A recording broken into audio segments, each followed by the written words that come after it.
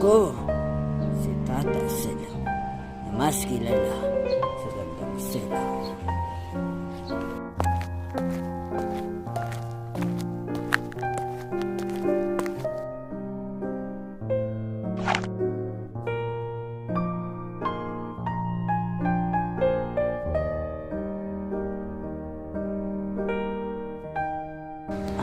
Anak ko, si Kabesang Talas.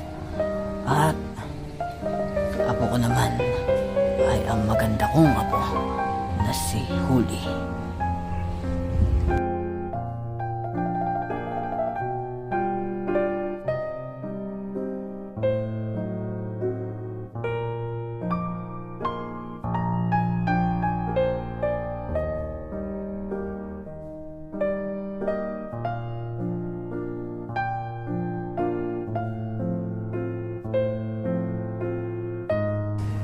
Hangad ko ang simple at masayang pamumuhay. Ngunit nasira ng dahil sa mga ganit, Espanyol o Braille.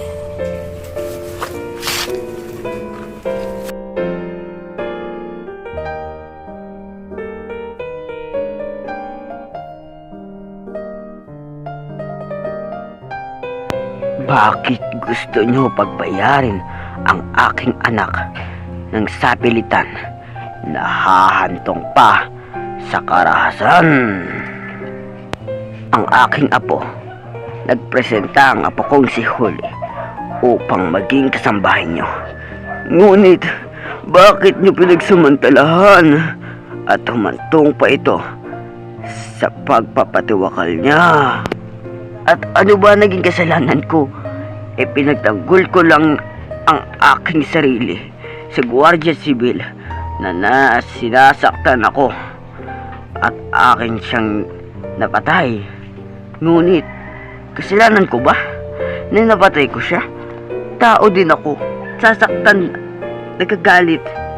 Ngunit, hindi ito maunawaan ng pamahalaan. Ang apo kong Guardia Civil, kilala niyo ba siya? Oo, si Carlino. Di ko alam kung bakit ganito ang tadhana. Dahil sa kamay niya lang naman nagtapos ang aking masilamuot na pamumuhay dito sa mundo.